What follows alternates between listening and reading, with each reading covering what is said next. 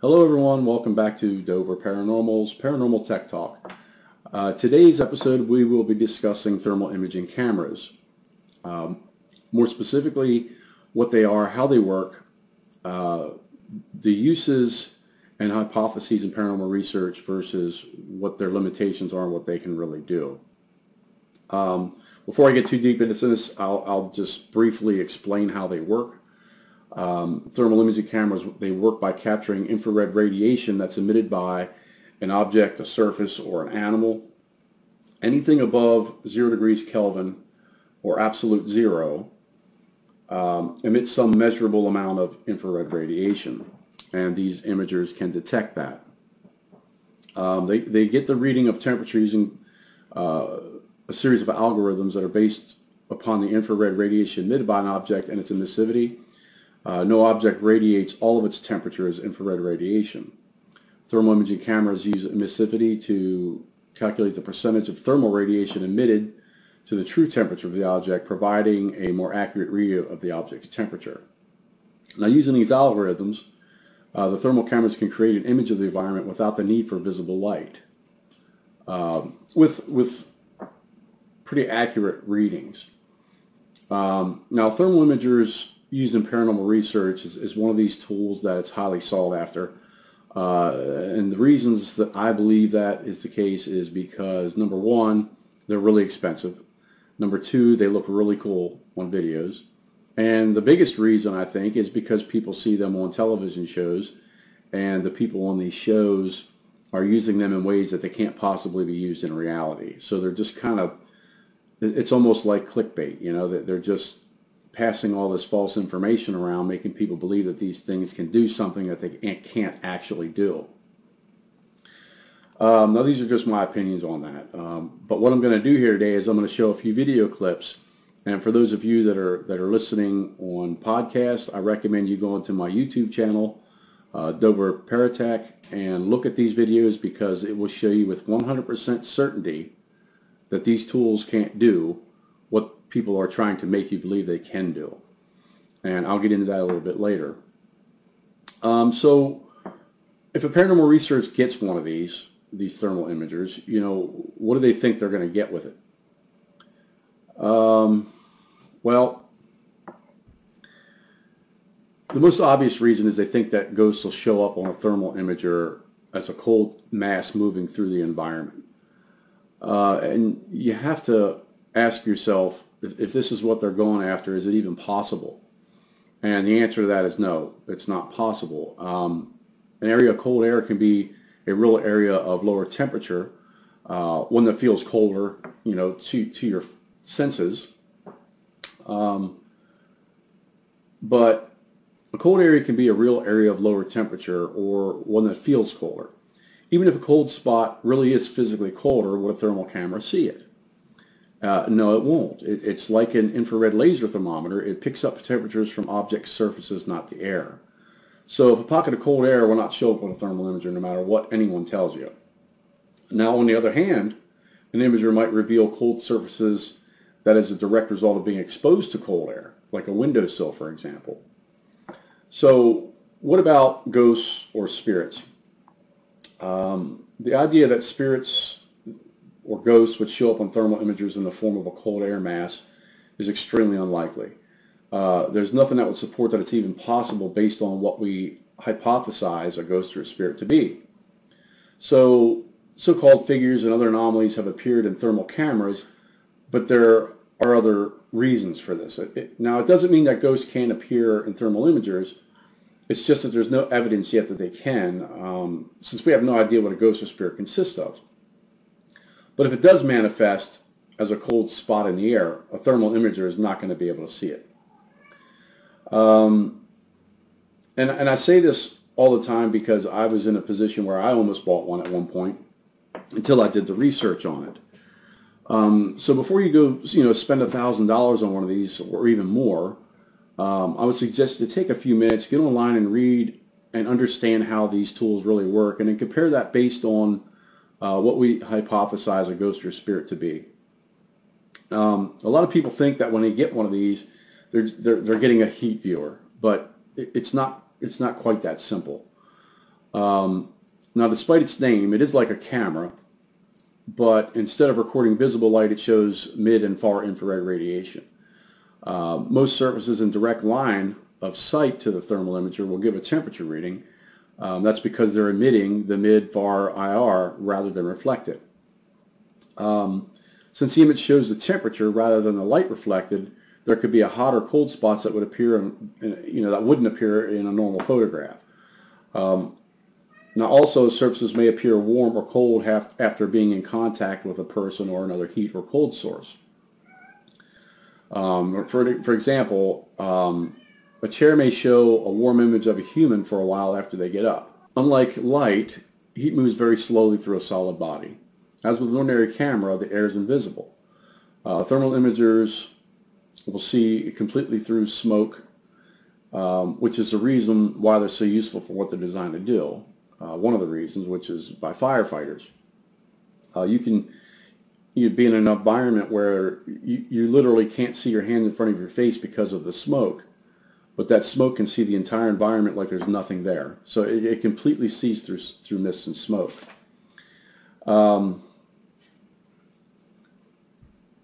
Now, not all surfaces show their true temperatures either. Metals, for instance, appear dark, and that's because they reflected the mid-infrared radiation. Instead of emitted, it kind of reflects it, almost like a mirror. Other surfaces that readily reflect mid-far IR include, like glass and polished ceramics and stones. Any temperatures or even images on these surfaces, in fact, are the reflection from another source. Now imagine taking an ordinary light photograph of a mirror, and you'll begin to see what I'm talking about here. Such reflective surfaces may even reflect radiation on the surrounding surfaces, heating them up. For instance, if I'm in a narrow hallway and I walk past a mirror, that mirror is going to reflect my infrared radiation that I'm emitting to the wall on the opposite side of the hallway, which could be seen by a thermal imager, which would appear to be what some people would call a ghost or spirit when it's just simply reflection. As in ordinary cameras, images can be out of focus. Thermal imagers also, since mid-far IR has a longer wavelength than light, images are always going to appear fuzzier compared to ordinary photos or videos.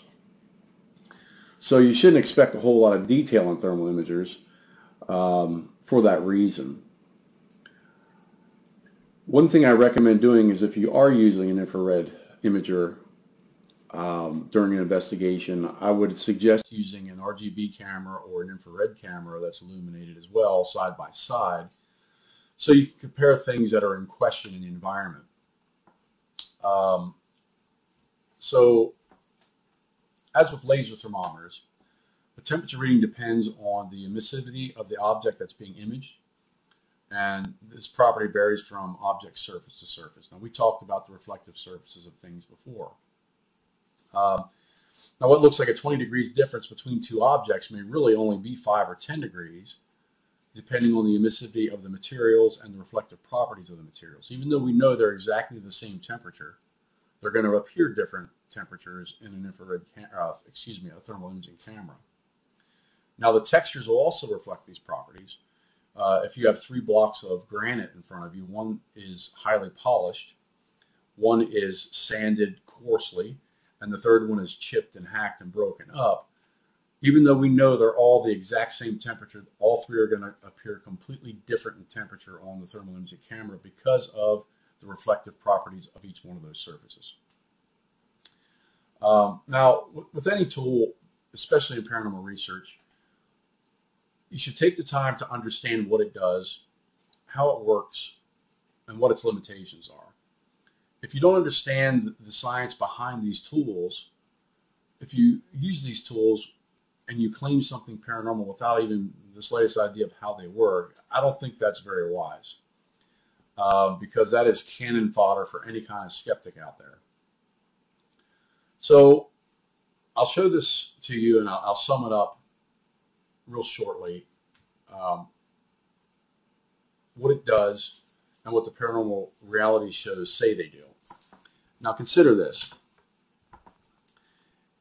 if a FLIR camera could detect paranormal activity, don't you think that the manufacturer would market this fact?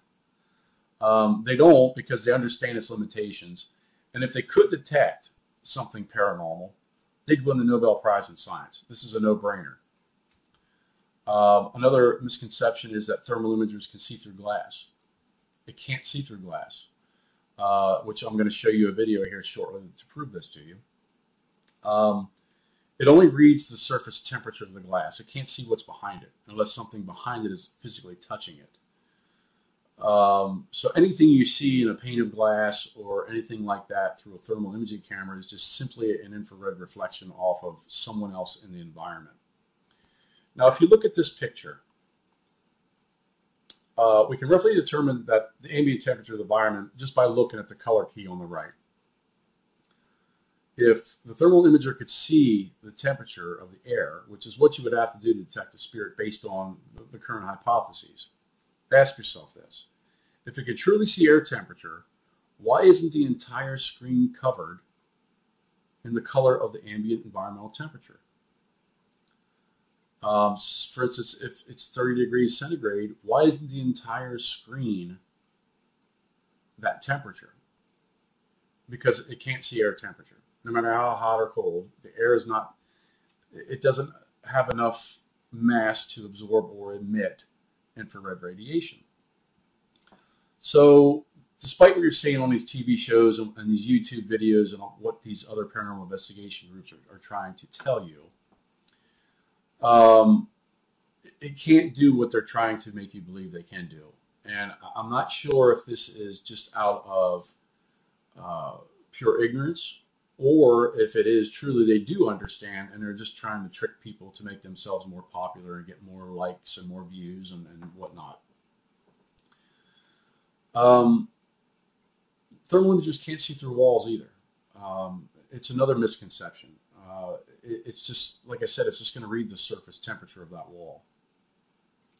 And I see a lot of people with these videos. One stands out to me where a few people were in a church and they walked past a window and they saw what appeared to be an apparition or a cold mass, whatever it is they thought they were seeing, go past a window. Now, there's two things about this clip that stand out. Number one is, since it can only read the surface temperature of the glass, obviously there was nothing walking past that glass. And number two, it was a heat signature.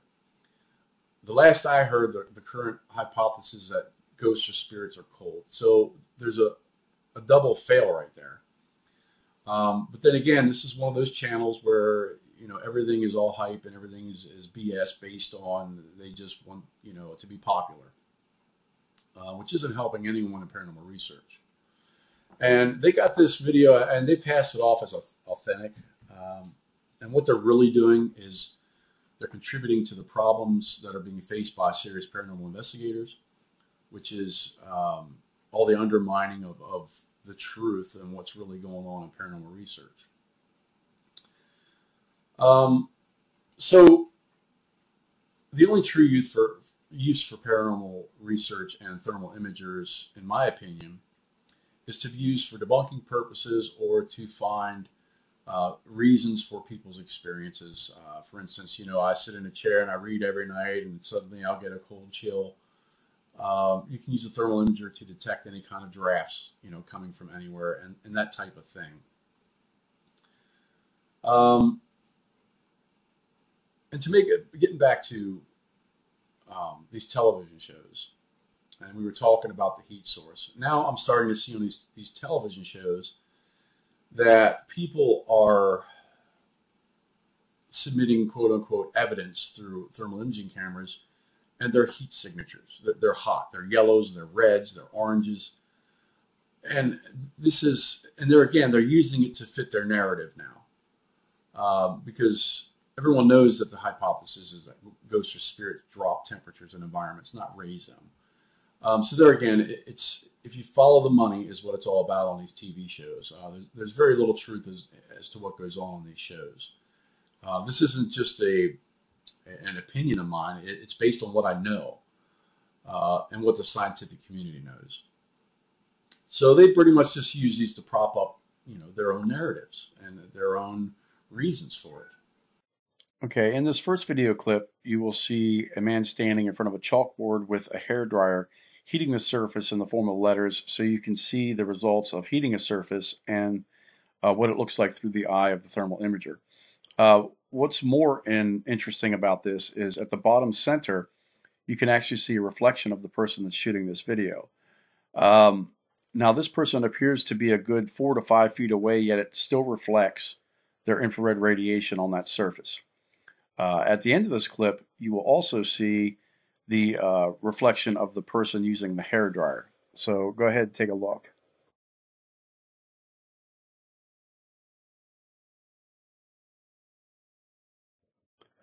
In this clip, you'll see a video of a man walking with a piece of plexiglass, and you can clearly see that you can't see through the plexiglass to see his body heat, except for the areas where he's holding the glass, of course. Now this one, as well as the last video, shows how infrared radiation reflects off of surfaces. Towards the end of the clip, you will see several people. You will see the reflection in their infrared reflection in the plexiglass on the thermal imager view. So this just goes to show you that it can't see through glass or any other transparent surfaces.